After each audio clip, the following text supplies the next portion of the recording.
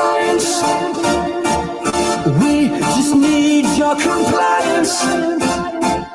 You will feel no pain anymore, no more defiance. We just need your compliance. Just give us your compliance. We won't let you feel lost anymore. No more self-reliance. Fall into line, you will do as you're told. No choice, fatigue, your blood is running cold. We lose control, the world will fall apart. Love of your life will mend your broken heart. Life lived in fear, you need protection. You're all alone, too much rejection. We have what you need, just reach out and touch. We can save you. We just need your compliance. We just need your compliance. Bonjour à tous et donc bienvenue pour cette table ronde politique.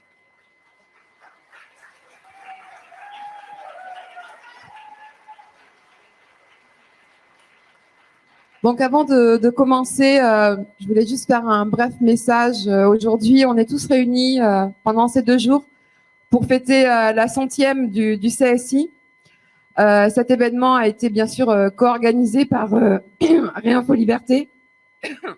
Et à ce titre, je voulais remercier surtout Vincent et une mention spéciale à Aurélie Collin pour son engagement.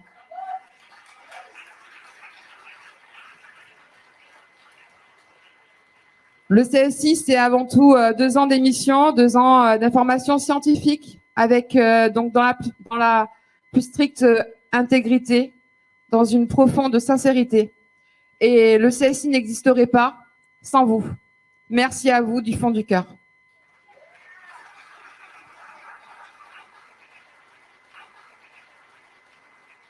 Donc, je vais laisser la parole à Alexandre qui va se présenter. Bonjour. Sans doute que nombreux d'entre vous ne me connaissent pas. Je suis Alexandre Penas. Je suis Alexandre Penas, fondateur du journal Kéros.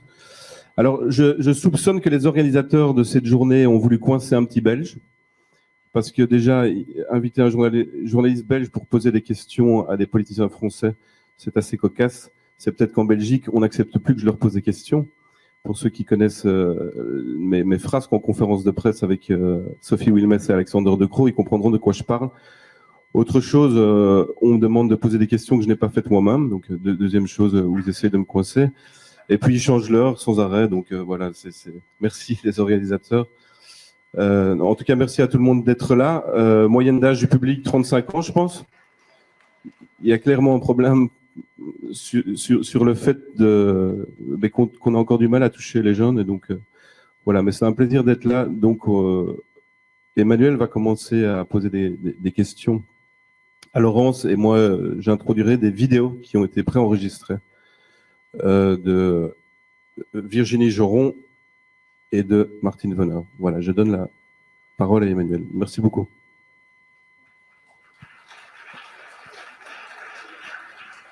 Donc, nous avons le plaisir de recevoir la sénatrice Laurence Muller-Bronn, qui est sénatrice du Bas-Rhin depuis le 27 septembre 2020 et apparentée au groupe Les Républicains. Donc, merci Madame la sénatrice d'avoir accepté notre invitation.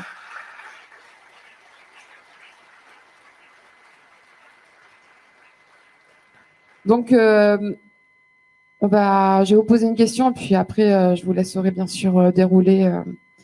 Donc, durant la crise Covid et du SCOL, qui diffuse notamment la politique de l'éducation nationale auprès des acteurs du système, a produit des notes incitant les personnes de l'éducation nationale à surveiller jusqu'à dans les couloirs les propos complotistes des élèves et à signaler notamment la diffusion de fake news qui tendrait à contredire les vérités officielles du gouvernement sur la question sanitaire. Donc la première question, l'ensemble des questions, c'est est-ce que vous voyez donc l'immixtion donc de l'État dans la famille, notamment concernant les convictions politiques, religieuses ou encore de façon plus intime l'éducation sexuelle, est-elle un symptôme d'une dérive totalitaire de l'État et quelles sont les limites entre l'État et la famille?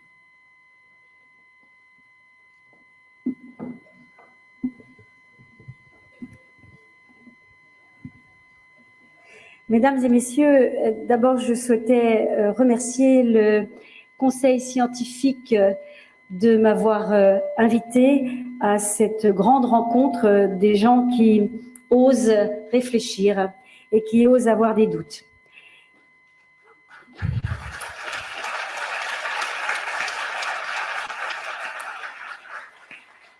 Alors, l'intrusion de l'État dans la sphère familiale, et je vais parler famille et je vais parler enfants. Alors, bien sûr, j'ai vu quelques landaux, mais ils sont assez rares. On voit que les gens qui sont ici, vous l'avez dit, monsieur le journaliste, ont un âge certain. Mais ça nous donne aussi la liberté de nos opinions d'avoir un âge certain. Donc, dans la sphère familiale, l'éducation des enfants n'est certes pas nouvelle. Mais 2 événements récents nous ont révélé l'ampleur actuelle de cette intrusion de l'État et de ses dérives autoritaires. Elle consiste à se substituer progressivement aux valeurs et aux choix individuels au nom, bien sûr, du bien collectif, avec pour point commun la volonté de faire disparaître l'autorité parentale au prétexte fallacieux d'émanciper les enfants dans leurs propres choix. D'abord, le premier élément, c'est la circulaire Blanquer. En 2019, le ministre Blanquer ouvre la voie au phénomène transgenre en lançant des travaux internes au ministère de l'Éducation nationale avec les lobbies trans pour aboutir en 2021 à la publication de la circulaire intitulée « Pour une meilleure prise en compte des questions relatives à l'identité de genre en milieu scolaire ».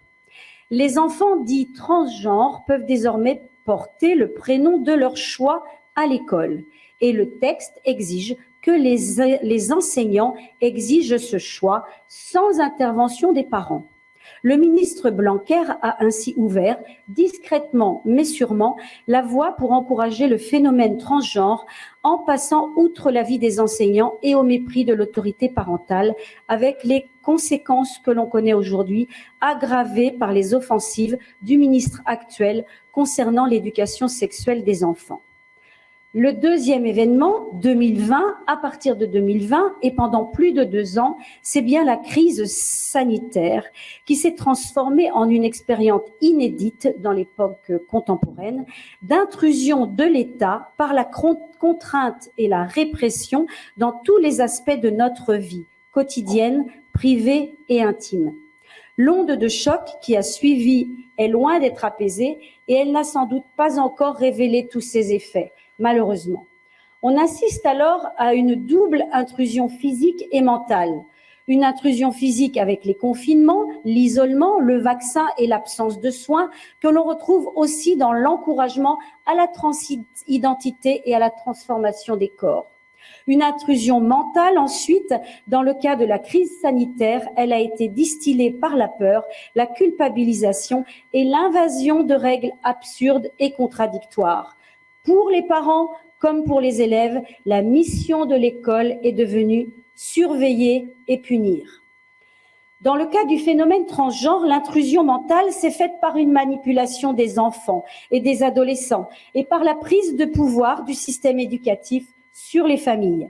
Les contrôles drastiques sur l'instruction en famille, rappelez-vous, en font partie avec la loi séparatisme du 24 août 2021, dont l'objet n'était pas véritablement celui-là. Les autorités ont ensuite progressivement franchi des limites, en s'immisçant dans la sphère privée et en détruisant les limites indispensables qui nous avaient permis jusqu'ici de vivre collectivement. Les autorités ont franchi un cap politique. Et elles se sont également affranchies des règles morales et éthiques. La maltraitance des enfants en est un symptôme majeur. Nous savons aujourd'hui à quel point les enfants et les adolescents ont été maltraités, durant cette crise sanitaire. Et je remercie les mamans louves qui, dans tout le pays, ont sonné le cri d'alarme.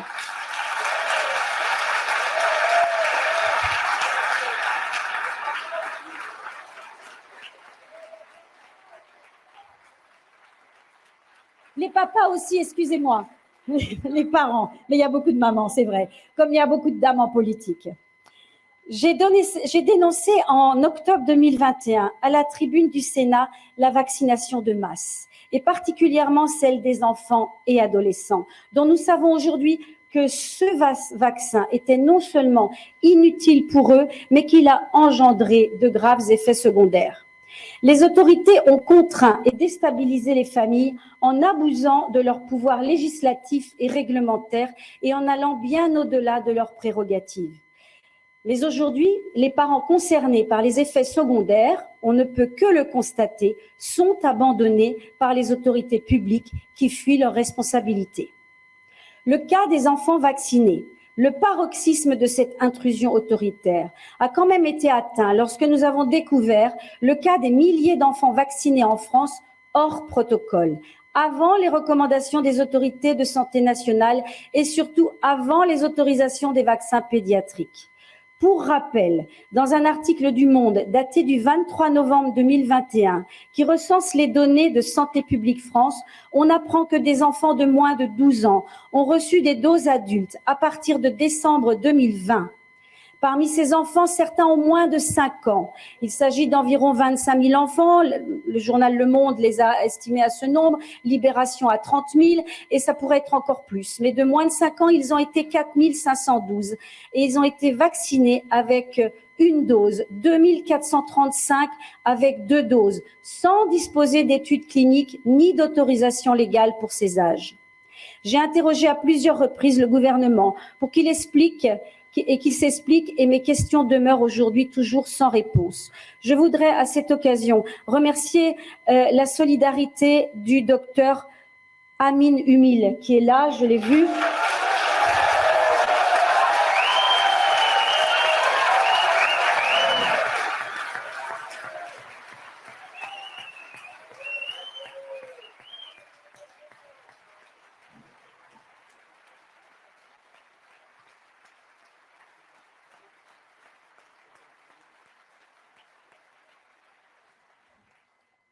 Il s'est exprimé précisément et sincèrement au Sénat, ce qui lui a valu la situation d'aujourd'hui. J'ai ma collègue députée européenne Michèle Rivasi et mon autre collègue Virginie Joron ont également interrogé leur commission européenne sur cette question et tout le monde s'est défaussé sur la responsabilité des États membres. Les enfants, finalement, ont été de véritables boucs émissaires sanitaires et des cobayes de l'idéologie aussi bien vaccinale que celle qui est en train d'apparaître aujourd'hui, l'idéologie trans.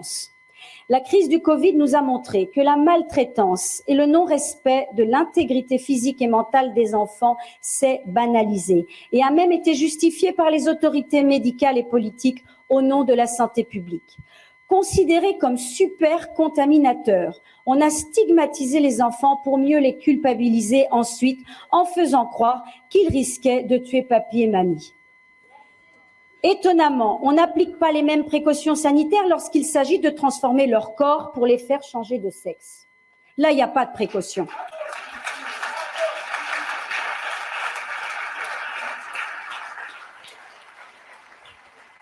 L'État relaie un concept inventé pour ça, la fameuse dysphorie de genre, qui n'est fondée sur aucun fait scientifique et relève de l'idéologie trans affirmative. Non seulement l'État est complice de la manipulation exercée sur les adolescents par définition influençables à cet âge, mais encore une fois, il passe outre la sphère familiale et l'autorité parentale. Bilan, l'éducation nationale, le planning familial et la caisse d'allocation familiale imposent désormais aux familles cette propagande militante jusqu'à l'absurde en remplaçant le mot femme par l'expression personne avec un utérus et en proclamant, je cite, au planning familial, on sait que les hommes peuvent être enceints. Bilan, au nom du progressisme, la sphère publique s'enfonce en réalité Bilan, ça va mieux, voilà. La sphère publique s'enfonce en réalité dans un nouvel obscurantisme, comme elle l'avait déjà fait avec le Covid. À ce sujet, j'ai interrogé le gouvernement le 21 mars dernier en demandant que les organismes publics tels que la Caisse d'allocation familiale et le planning familial, financés pour des missions d'intérêt général, cessent leur campagne de communication et de propagande sur les théories du genre et respectent le principe de neutralité et d'objectivité du service public. La réponse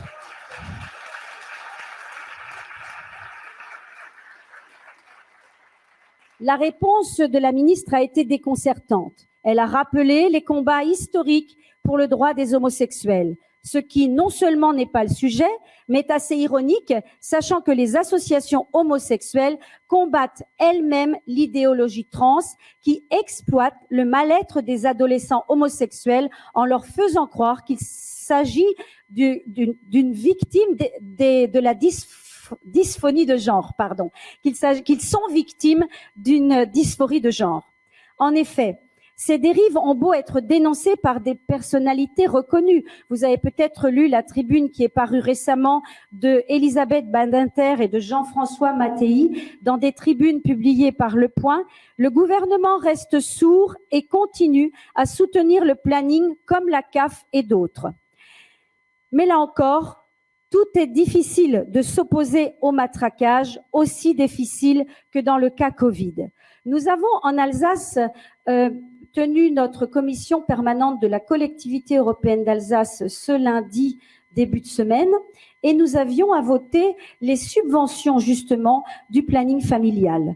Nous avons été quelques-uns à ne pas voter la subvention pour appuyer, démontrer notre désaccord avec la politique actuellement pratiquée.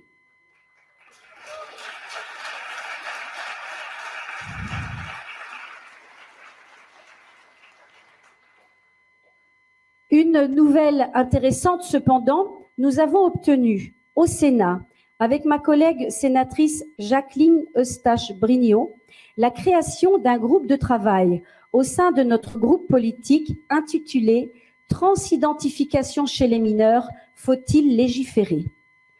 Notre groupe avait déjà sensibilisé avec succès nos collègues sénateurs lors d'une conférence en janvier dernier sur la transition de genre chez les mineurs qui a réuni des experts comme Sophie Audugé de SOS Éducation et Caroline Eliachev de La Petite Sirène. Vous pouvez compter sur ma détermination, celle de ma collègue aussi et de tous les sénateurs qui se sentent sensibilisés par cette problématique, dont nous aurons le courage de démontrer que c'est un combat juste et un combat urgent pour faire toute la lumière dont notre société a besoin sur ce sujet. D'autant plus que les offensives répétées du ministre concernant l'éducation sexuelle des enfants ont de quoi nous inquiéter. Alors qu'un élève sur deux entre au collège sans avoir acquis le niveau requis en lecture, rédaction et mathématiques et que la France dégringole dans les classements internationaux, le ministre a publié une circulaire le 30 septembre 2022 qui fait de l'éducation sexuelle un enseignement prioritaire et obligatoire. Cet enseignement est bien entendu nécessaire et il existe depuis longtemps, mais là, il s'agit d'autre chose. Des associations ont révélé de nombreux témoignages de parents effarés, révélant que l'éducation sexuelle s'est transformée dans plusieurs écoles en éducation à la sexualité pour adultes.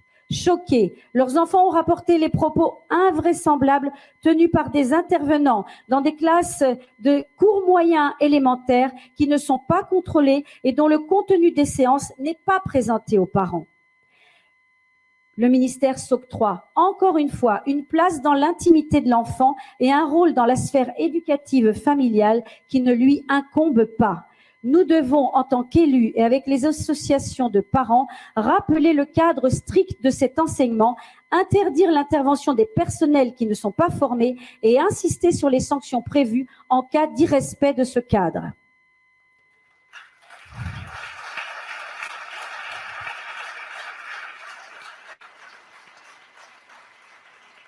Enfin, je voudrais élargir le sujet de la maltraitance institutionnelle et des dérives autoritaires à l'ensemble des personnels suspendus. contrairement aux autres démocraties européennes. La France a développé une politique singulière avec une brutalité et un acharnement qui se poursuivent, y compris depuis leur réintégration. Alors que l'ensemble des pays concernés ont fondé leurs décisions sur une approche pragmatique et concrète, sans conflit ni tension notable, la France fait exactement l'inverse en alimentant depuis le début un conflit purement idéologique. Malgré les 79% de Français favorables à leur réintégration et le vote de l'Assemblée nationale pour abroger l'obligation vaccinale des soignants et autres métiers obligés, le gouvernement persiste dans le dénigrement et les insultes, au point de traiter maintenant les députés de tous les groupes d'opposition de complotistes.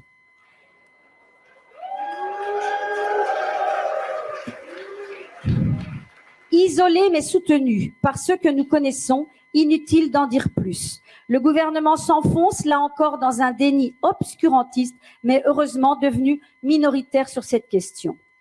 Pour conclure, je pense que nous sommes tous d'accord sur l'interprétation de cette politique spécifiquement française. Nous en connaissons les motifs et les objectifs. Le cas du professeur de philosophie, René Chiche, suspendu et blâmé par l'Éducation nationale pour avoir exercé son esprit critique de philosophe dans toutes ses expressions, est totalement sidérant et bien représentatif des dérives actuelles qui impactent les enfants du plus petit jusqu'au plus grand de notre système scolaire. Je vous remercie de votre attention.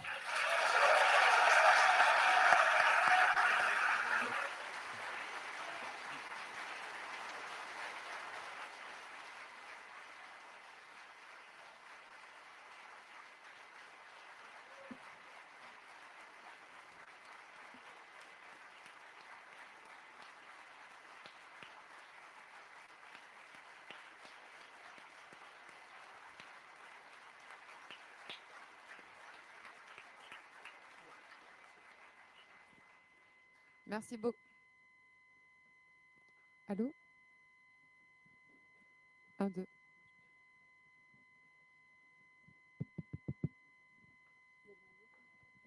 Allô. Allô. Merci beaucoup, Madame la sénatrice. Peut-être, si vous le permettez, on peut revenir sur quelques points.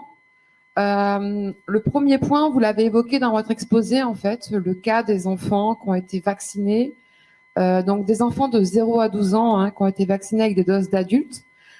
Vous avez justement évoqué ce problème le 24 mai 2022 durant la commission d'enquête sur les effets secondaires.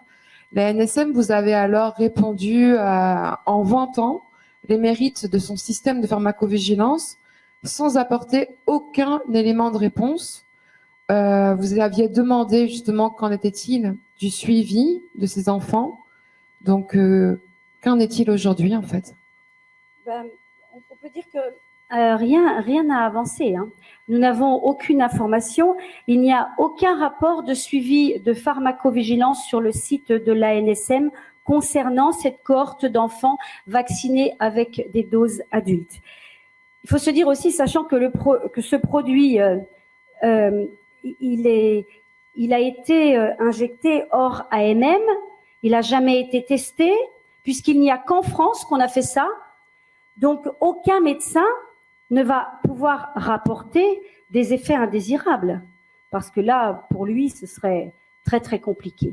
Donc, voilà la difficulté, mais c'est un fait. Ces enfants-là existent et il n'y a qu'en France qu'on a vacciné avec des doses adultes selon nos connaissances. Merci. Alors effectivement, on voit également aux États-Unis des enfants qui ont reçu des doses périmées d'injection. On a un problème véritablement de transparence au niveau de ces effets secondaires. Le 20 juillet, dans l'enceinte du Sénat, vous avez notamment évoqué ces problèmes de transparence en citant l'absence totale de transparence sur les expertises qui ont défini la stratégie de la vaccination, l'opacité continue sur le sujet des effets indésirables. Plus d'1 an après l'ouverture de la commission d'enquête, nous n'avons pas de rapport définitif. J'ai 2 questions très simples.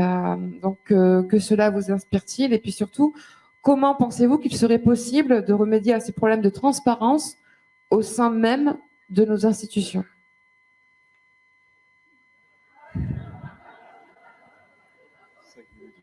C'est une question très compliquée. Si j'avais le pouvoir, mais je n'ai pas tant de pouvoir que ça, je voudrais remercier à l'occasion, puisque la parole m'est donnée, les quelques sénateurs qui, avec moi, sont dans la même philosophie et qui rappellent et qui tentent et qui essayent. Donc Alain Houpert, sénateur de Bourgogne, et Sylviane Noël, sénatrice de Haute-Savoie.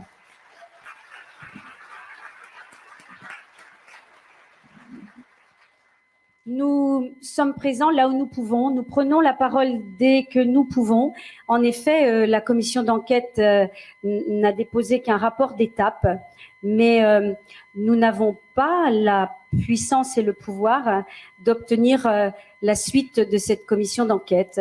Mais le temps, vous l'avez dit, les précédents intervenants ont bien évoqué le temps en général amène un jour ou l'autre la vérité. Et c'est ce que nous espérons. Merci. Alors, j'ai une toute petite dernière question. On avait convenu. Donc, vous avez pris position notamment donc, contre les mesures sanitaires chez les enfants. Nous avons, il y a eu donc le traité pandémie rédigé par l'OMS qui accentue ces mesures, notamment en faisant un focus sur les enfants. Ça pose inéluctablement un problème de souveraineté au niveau de notre système de santé. En tant que sénatrice, donc pensez-vous qu'il existe un moyen de faire face à ces dérives? Comment retrouver une souveraineté dans les institutions, dans nos institutions, à l'heure en fait où nous vivons actuellement donc l'une des plus graves crises démocratiques? Oui, en effet. Pendant que en France on a débattu de la retraite, l'Europe, en accord avec l'OMS, eh bien, a avancé par des votes qui ont confirmé pour un organisme comme le Parlement européen qui n'a pas de compétences santé, eh bien, l'adhésion au programme de l'OMS. C'est très grave. Comment vous avez vu que les quelques députés européens des différents États qui s'y sont opposés, qui demandent plus de transparence, qui demandent du débat et qui estiment que les pays doivent rester souverains, n'ont pas été entendus. Les votes continuent et on pourra continuer à s'opposer par les voix que nous avons et les voix que nous portons, mais moi je crois qu'il n'y a que les populations qui devront se prendre en main. Vous serez beaucoup plus nombreux que nous. Et je crois que les populations doivent s'informer, doivent avoir l'esprit critique et ne pas rester dans la propagande qu'on déverse tous les jours par tous les canaux possibles, et que les populations doivent bien faire savoir ce qu'elles souhaitent pour leur vie, qu'on arrête de leur imposer ce qui soi-disant est bon pour elles. Voilà. Merci beaucoup. Merci. Si j'ai le temps, après, je vous poserai une question sur la légitimité des institutions politiques de manière générale. Mais je voudrais vous remercier de vous attaquer à l'idéologie trans, qu'il faut nommer par son nom. En fait, c'est tout simplement un délire. Il ne faut pas avoir peur. Et je pense que dans les écoles et partout, voilà, parce qu'on a encore la peur de dire, parce qu'il y a l'illusion du conformisme. Mais je pense que beaucoup de parents, beaucoup de soignants, beaucoup d'enseignants s'opposent à ce qui est tout simplement du délire, sans toutefois nier la souffrance de certains qui sont pris là-dedans, mais c'est une extrême minorité. Voilà, nous avons posé une question à Virginie Joron, qui est aussi une exception parmi les... Combien de députés européens? Des centaines, 700 750. Donc, vous connaissez Virginie, c'est une des seules, Virginie Joron, à s'opposer au totalitarisme politique. Évidemment, il y a Michel Rivasi aussi, et il y en a d'autres, mais elles sont très peu nombreuses. Alors, on lui a posé la question suivante. Dans l'affaire des SMS entre la présidente de la Commission européenne et le PDG de Pfizer, Madame von der Leyen a fait savoir que cette question relevait, selon elle, du domaine privé. Excusez-moi de parler trop fort, parce que ça m'énerve. Est-ce là un indice que les institutions européennes se sont structurées en vue de la fusion public-privé et donc de l'élimination de la souveraineté des peuples et du contrôle public? On la laisse répondre.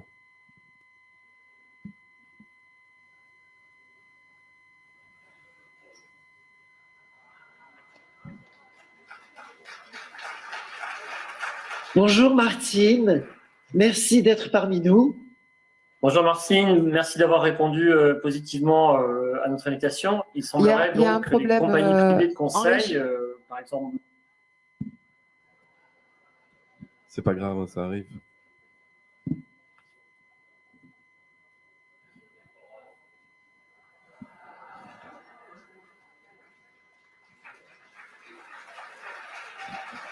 Bonjour Virginie Joron, c'est un plaisir de vous accueillir et d'avoir votre témoignage en tant que députée européenne et membre du Rassemblement national. Alors Vincent va poser une question importante qui nous concerne tous sur les liens du privé et du public. Vincent, je te laisse la parole. Virginie, donc dans l'affaire des SMS entre la présidente de la Commission européenne et le PDG de Pfizer, Madame von der Leyen a fait savoir que cette question relevait selon elle du domaine privé. Est-ce là un indice selon vous que les institutions européennes se sont structurées en vue de la fusion public-privé et donc de l'élimination de la souveraineté des peuples et du contrôle public? Racontez-nous un peu au quotidien comment s'opère cette fusion public-privé et comment on peut éventuellement intervenir là-dedans.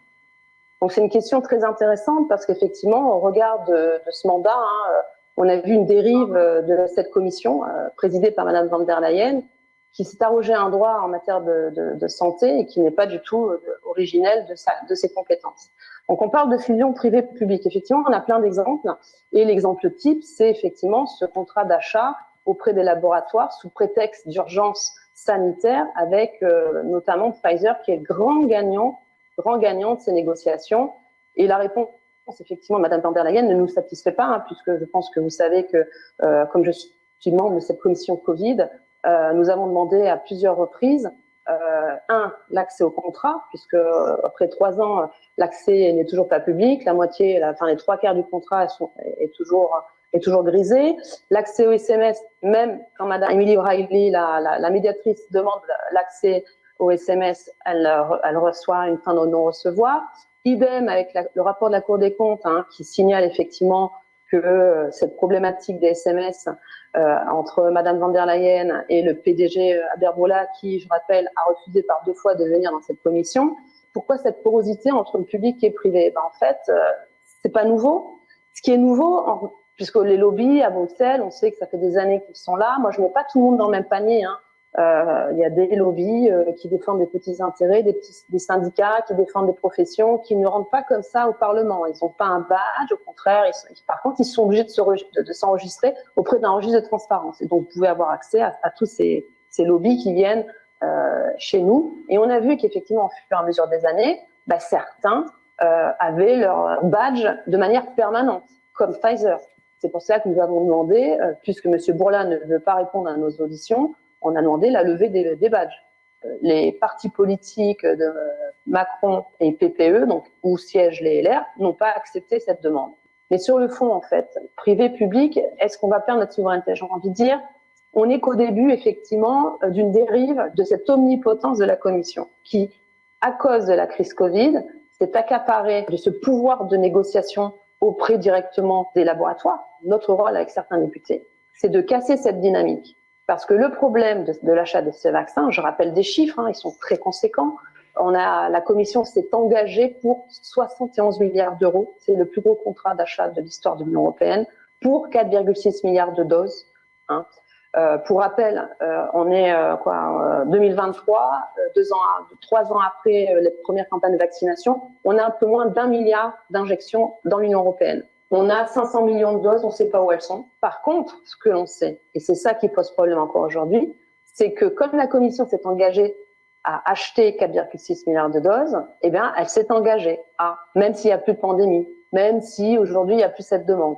Donc là, on voit qu'effectivement, il y a deux mondes. Donc, il y a le monde des bisounours, j'ai envie de dire, Alice au Pays des Merveilles, les fonctionnaires européens qui, pour des raisons d'urgence, ont négocié et qui n'ont pas finalement protégé les deniers publics. Et en face, vous avez des requins qui ont d'autres objectifs. C'est de vendre leur salade au prix le plus haut et le nombre le plus élevé, puisqu'eux, ils ont quoi? Ils ont des objectifs commerciaux. Donc, on a un décalage, une balance effectivement qui n'était pas équilibrée. On se retrouve aujourd'hui coincé. Pour l'anecdote, c'est que cette semaine, on a eu une audition dans cette commission Covid. Normalement, j'ai pas le droit d'en parler parce que j'ai signé un papier. J'ai dû laisser mon téléphone à l'extérieur de cette réunion parce on pose ces questions. Où on en est aujourd'hui de ces négociations avec Pfizer, puisque c'est eux qui ont bénéficié du plus gros stock d'achat, 2,4 milliards de doses. Et donc, aujourd'hui, Pfizer est en position de force, puisque lui, pandémie ou pas, injection ou pas, lui, il veut écouler ses doses. Il n'était pas là pour des raisons humanistes. Lui, il peut faire appliquer le contrat. Donc, on avait des questions autour de la commission, de savoir qu'est-ce qu'on fait, est-ce qu'on ne peut pas renégocier les clauses, surtout notamment celle des responsabilités en matière d'effets secondaires. Ça reste toujours aujourd'hui protégé, mais encore une fois, protégé que pour qui? Les laboratoires. On a un problème effectivement de compétences, d'expertise de la commission quand elle doit négocier avec des requins de la finance. On a un problème effectivement d'accès au Parlement où pour eux c'est open bar. Entre eux, les commissaires se soutiennent. C'est-à-dire même Kyriakides, qui a remis en question le rapport de la Cour des comptes, qui, noir sur blanc, disait que Mme von der Leyen était impliquée dans la négociation. Donc ça, c'est un exemple type, effectivement, d'une dérive de la Commission, qui ne défend pas les intérêts publics et les deniers publics. Je ne pense pas qu'à terme, il y aura de fusion, ce n'est pas le mot. Je pense qu'effectivement, les big pharma, les big tech, ceux qui ont des vrais cabinets de conseil, des vrais juristes, finalement, on n'a pas les mêmes objectifs. Vous voyez, c'est ça en fait ce qu'on peut voir avec cet exemple. C'est-à-dire que nous, on a des objectifs politiques sanitaires et en face, on a des objectifs commerciaux. Est-ce que vous pourriez nous lire un passage du rapport représentatif? Ce rapport qui va être voté dans 2 mois, 44 pages. Et en fait, quand on lit le texte, on se demande qui l'a écrit. On voit bien que un peu trop d'articles en faveur des big pharma. Donc j'en ai souligné quelques-uns. On dit que l'Union doit poursuivre la simplification de la réglementation, la coordination et l'accélération des essais cliniques au niveau de l'Union et la numérisation des systèmes de santé, souligne l'importance des données dans la recherche médicale et met en avant l'espace européen des données de santé. Donc, moins d'essais cliniques comme ça favorise effectivement la mise sur le marché de médicaments et surtout des vaccins, puisque c'est une ode au vaccin. On ne parle pas du tout de traitement alternatif. Là, c'est vraiment, c'est axé sur le vaccin et c'est aussi donc le marché des données de santé. Donc, on ouvre le marché de données de santé à ces big pharma. Et il y a une trentaine d'articles où c'est félicitations des big pharma, aucune remise en question du problème de transparence des contrats, aucun article sur ce sujet. Le seul sujet, vous avez un paragraphe transparence, c'est très important. Donc on se dit, paragraphe de la transparence, là, ils vont parler du problème de l'accès au contrat, le problème du prix de la dose qui n'est pas public, le problème de responsabilité. On s'attend à ça. Non. On s'attend à, regardez, ça c'est pire, c'est invite instamment la commission. Donc c'est qui invite la commission? C'est important. Invite instamment la commission, les États membres, les fabricants, à mieux communiquer sur les effets secondaires potentiels des vaccins et à le faire de manière cohérente et coordonnée afin d'éviter l'hésitation vaccinale et la désinformation. Donc, la transparence. On ne parle pas des contrats, mais on parle d'effets secondaires. Alors que moi, les effets secondaires, c'était plutôt un paragraphe entier pour parler responsabilité, procédure en cas d'effets secondaires qui atteignent un certain seuil. Rien, zéro. Mais ça, on l'a vu en commission Covid.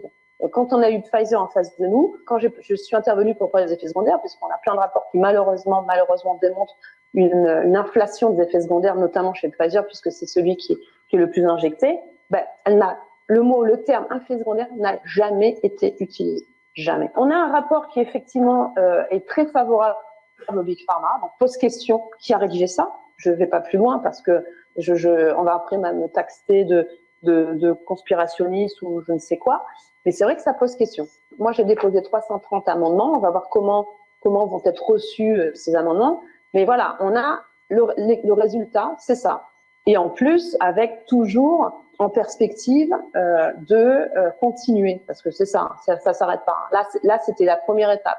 Donc là, c'est pour que les États membres puissent mettre en place une stratégie au niveau national, et après, une fois que ça sera mis en place au niveau mondial, puisque ce rapport, c'est écrit, il va être transmis, donc charge sa présidente, donc Madame von der Leyen, de transmettre cette présente résolution, donc blablabla, à la Commission, aux représentants économiques et sociaux, et à l'OMS, et à l'OMC.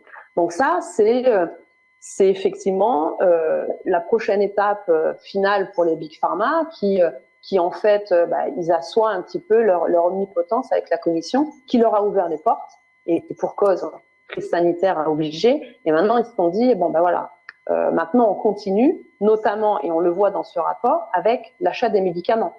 Parce que, comme vous le savez, il y a une pénurie de certains médicaments, on l'a vu cet hiver, et donc maintenant ils considèrent et pourquoi pas appliquer le processus qu'ils ont mis en place pour l'achat des vaccins au niveau des médicaments. Et du coup, pour terminer notre entretien, quels sont les moyens qui nous restent en tant que citoyens?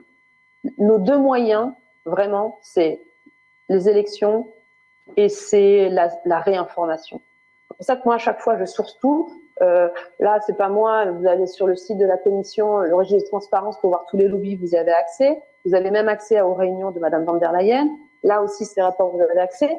Continuez à utiliser ces plateformes parce que, juste pour finir, on a réglementé les plateformes. Là, la loi, elle est en train de se mettre en place sur les GAFAM. Ça s'appelle le DSA, DMA. J'ai travaillé sur le DMA. C'est un truc pour réglementer les GAFAM pour éviter qu'il y ait le monopole du marché. Et à côté de ça, il y a le DSA, c'est celui dont M. Breton n'arrête pas de parler depuis 2 jours contre Twitter. On va à l'encontre des valeurs que, normalement, l'Union européenne devrait protéger. La liberté d'expression, la liberté de penser, la démocratie et le débat. Voilà. Merci beaucoup, Virginie. Merci à vous.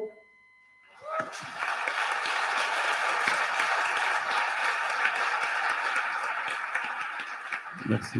Merci Virginie. Petit aparté avant de donner la parole à Martine Vonner. Je crois que c'est Coluche qui disait si les élections changeaient quelque chose, ça fait longtemps qu'elles seraient interdites. Donc, comme disait Tristan Adelman ce matin, peut-être qu'on perd aussi notre temps à croire encore à certaines de ces institutions. Virginie Joron je laisse la question ouverte, parle de dérive de la Commission. La définition de dérive, c'est de sortir de son cours normal. Est-ce que le cours normal de la Commission est de servir le bien commun? Je laisse la question ouverte à vous de décider. Avant de laisser la parole à Martine Vonner, j'ai du mal à la faire non, à Martine Vonner, qui est psychiatre, ancienne députée, qui aussi n'a pas eu beaucoup de collègues qui ont participé à la dénonciation de ce délire totalitaire.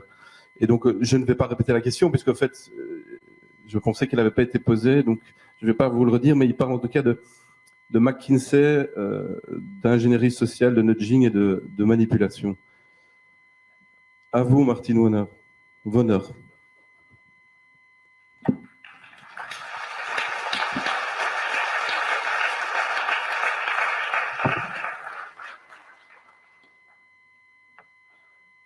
Bonjour Martine, merci d'être parmi nous. Bonjour Martine, merci d'avoir répondu positivement à notre invitation. Il semblerait donc que les compagnies privées de conseil, par exemple McKinsey ou Big Pharma, se soient substituées à la fois à l'administration et au Parlement. Le parti La République En Marche s'est formé notamment dans le recrutement de ses candidats en dehors des traditions politiques usuelles. Alors d'après toi, vit-on une expérience grandeur nature de nudge, c'est-à-dire d'ingénierie sociale, accompagnée de manipulation psychologique à grande échelle? Merci de m'avoir gardé un sujet aussi sérieux et important. Avant de me lancer, je voulais d'abord saluer toutes les personnes qui sont réunies là, le 18 mai à Saintes. Et je les embrasse tous parce que ça fait depuis très très très longtemps que toutes ces personnes suivent le CSI. Faire un tout petit rappel rapide, puisque j'avais fait partie au départ du lancement avec une grande dame, Violaine Guérin.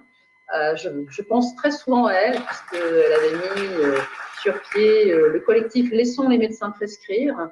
et que un jour de janvier 2021, nous avons eu le plaisir de faire une conférence de presse avec Louis Fouché, avec son épouse qui était présente, en fait, qui représentait Réinfo Covid. Donc, il y avait Laissons les médecins prescrire et Réinfo. Et on a lancé la coordination santé libre, dont le CSI et l'émanation. Et depuis, voilà, janvier 2021, vous en avez fait quelque chose de remarquable. Un repère hebdomadaire fondamental pour beaucoup de gens, qui a permis d'être un repère dans cette folie complètement dingue de crise sanitaire. Alors, pour répondre à cette question, je pense qu'il y a, bien évidemment, on se rappelle, moi j'étais dans le maelstrom de l'Assemblée nationale et surtout j'étais, et je ne le regrette pas parce que ça m'a permis de vivre en direct tout ce qui s'est passé, j'étais députée de la majorité. Donc j'étais à La République En Marche, donc dans le cœur du cyclone et dans le cœur justement de cette ingénierie sociale. Parce que oui, il y a bien des techniques de nudge. Alors le nudge, c'est une ingénierie sociale, on va dire que je vais qualifier d'un peu douce. C'est un art d'inciter à adopter des comportements particuliers. Mais cette technique-là, elle a existé, je vais y revenir, au sein de l'Assemblée, mais elle a même été mise en place, en fait, dès le départ, au moment du recrutement. On se souvient que le groupe majoritaire en 2017, c'est plus de 300 députés, pour la plupart, comme moi, qui n'avaient jamais fait de politique avant. Donc les fameuses personnes qui venaient de la société civile. Et ces personnes, pour la plupart, alors je vais commencer par me mettre dans le lot et après m'en extraire, parce que de toute façon, j'ai pris un grand coup de pied, puis ils m'ont mise à la porte, donc tant mieux. Et ça, c'était au moment de la crise Covid. En fait, quand on arrive et qu'on n'a jamais fait de politique, on ne comprend pas forcément tout de suite comment tout cela fonctionne et quels sont les rouages de l'Assemblée. Et surtout, et c'est peut-être ça qui m'a impressionné au début, le rythme. Un rythme complètement incroyable qui est marqué par la succession extrêmement rapide des textes qui arrivent en commission et ensuite dans l'hémicycle.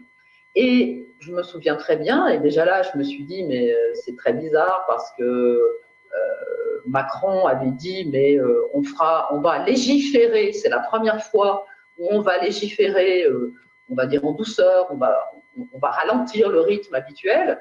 Et en fait, ça a été tout le contraire. De 2017 à 2022, il n'y a jamais eu autant de textes qui ont été produits pendant une mandature. Et donc, pourquoi j'insiste là-dessus?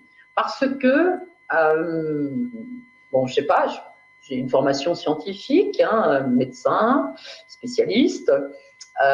C'est un peu sérieux quand même, les études de médecine. Et moi, j'ai toujours été relativement bon élève, donc très appliqué en tout cas. Et j'ai eu le sentiment, brutalement, d'avoir une pression absolument incroyable et de travailler au fond très très mal. Parce que quand on veut avoir une vision très juste d'un texte de loi qu'on nous propose et de comprendre le contexte, il faut bien évidemment, pour alimenter le débat, pour réfléchir, il faut lire beaucoup. Il faut d'abord lire le texte, mais essayer de comprendre le contexte. Je vais vous prendre par exemple un exemple. Il y a eu la prolongation du glyphosate où Macron avait écrit dans son programme qu'il ne serait pas prolongé. Et d'un seul coup, il y a un texte qui arrive en disant on ne peut pas faire autrement, on va prolonger l'utilisation du glyphosate. Bon, alors, sur le coup, bien sûr, on arrive en réunion de groupes politiques. C'était tous les mardis matins. Et à ce moment-là, ce qui était aussi très choquant pour moi, parce que je pensais que les institutions en France fonctionnaient à peu près bien, en fait, il y avait un lien très fort entre le législatif, donc nous qui étions là pour légiférer sur des textes, et l'exécutif, parce qu'à chaque réunion, il y avait au moins un, voire plusieurs ministres qui étaient présents. Donc déjà, une articulation très serrée entre le pouvoir exécutif et le pouvoir législatif. L'exécutif s'invitant en permanence, mais l'invitation n'était pas gratuite. Il y avait là une pression complètement incroyable sur des députés, souvenez-vous, nous étions appelés les godillots, parce qu'en effet, on n'avait pas de recul, on ne savait pas faire de la politique, etc. Mais le sens du mot godillot, c'était, on aurait pu dire les moutons, enfin, etc. C'était parce que il n'y avait qu'une seule tête, il n'y avait qu'une seule voix, et ces 300 n'étaient là que pour obéir. Donc il y avait à la fois cette pression du temps, mais cette pression de l'intimidation réelle de l'exécutif sur le législatif.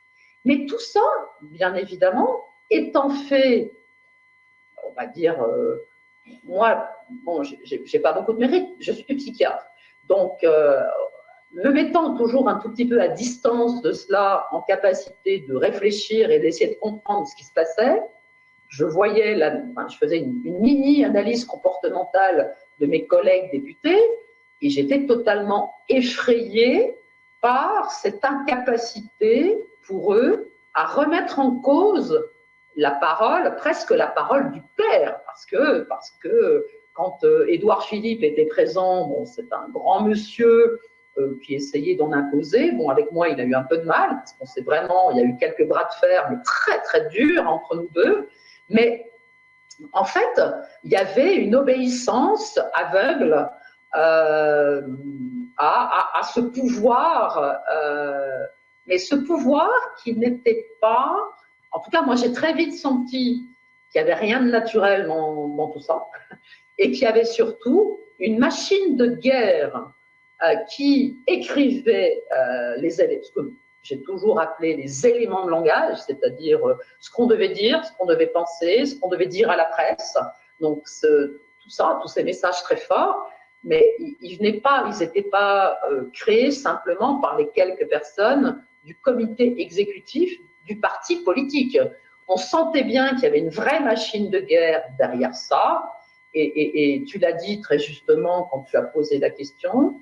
McKinsey, bien évidemment, on sait depuis à quel point ils sont intervenus dans toute la gestion débilitante de la crise Covid, mais toutes ces sociétés-là, j'allais dire confrères de la princesse, hein, parce que c'est un argent dingue qui a été dépensé, alors qu'en France, on a des hauts fonctionnaires compétents, extrêmement bien formés, et qui étaient à même, sur tous les sujets, de pouvoir éclairer les députés.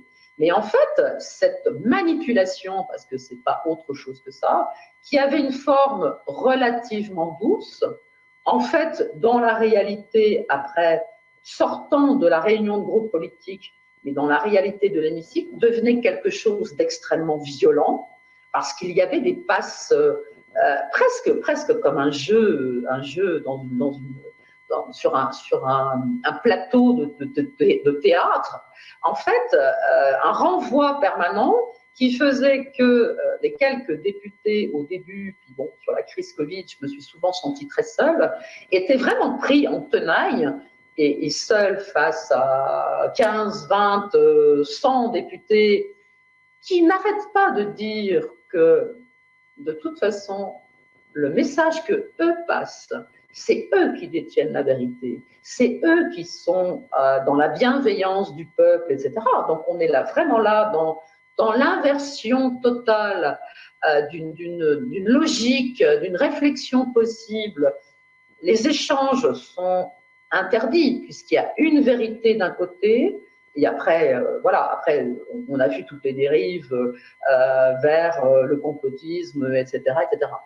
Peut-être dire que s'ils ont réussi à faire tout ça, c'est qu'au fond, les députés avaient été recrutés chez des gens extrêmement incultes, et pauvre en matière, non pas de cursus universitaire, parce que ça fait des gens très formatés aussi parfois, mais pauvre en matière de capacité à résister, je crois. Merci beaucoup, Martine, de ce témoignage absolument essentiel sur les rouages internes des partis politiques et de ce parti politique en particulier. Ça va beaucoup nous éclairer et nous aider pour la compréhension de la situation. En tout cas, merci pour m'avoir invité déjà, et puis bonne journée à tous et bon débat, bonne réflexion. À bientôt. À bientôt, merci.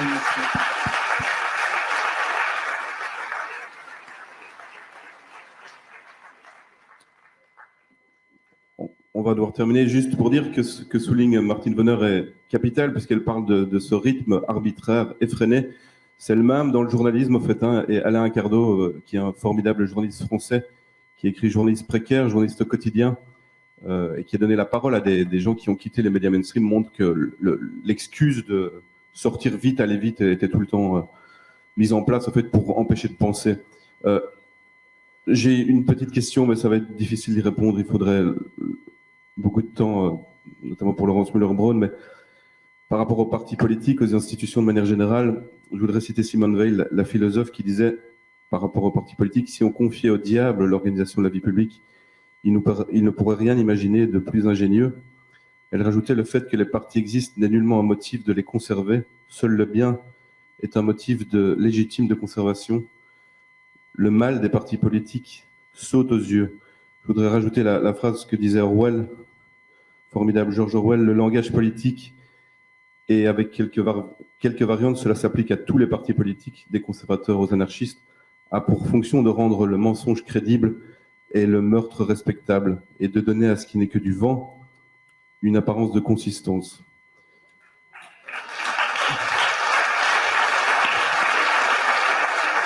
Vous avez dit tout à l'heure qu'il fallait tout attendre du peuple, des gens et puis des institutions. Est-ce que c'est un peu un aveu des deux auteurs que je veux dire?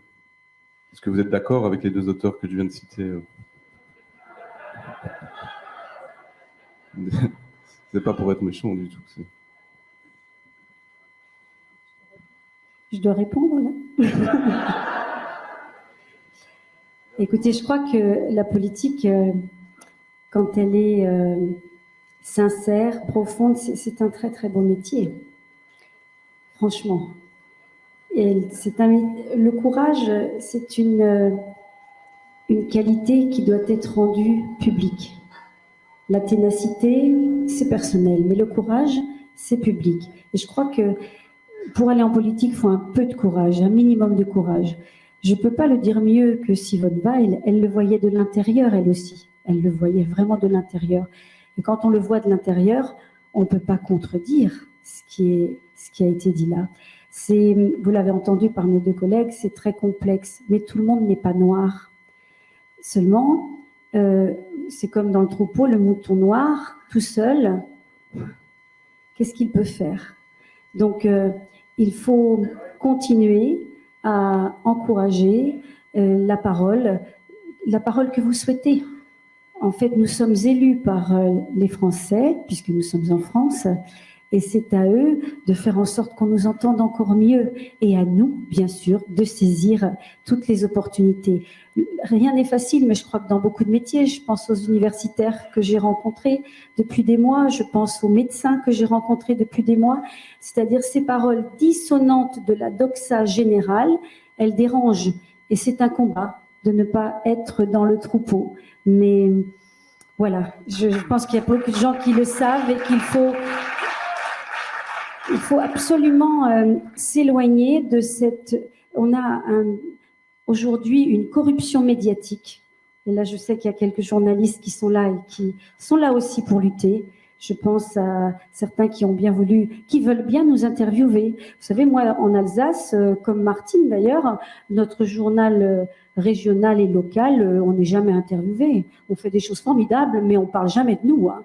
Même quand vous êtes apparenté LR, hein. Donc, vous voyez ce que je veux dire. Donc non, il y a il y a une corruption. Elle est dans beaucoup de domaines, les domaines de pouvoir. Et je crois que là, bien, nous sommes tous ensemble. Il faut être de plus en plus nombreux pour faire comprendre qu'on ne peut pas faire ce qu'on veut. Merci.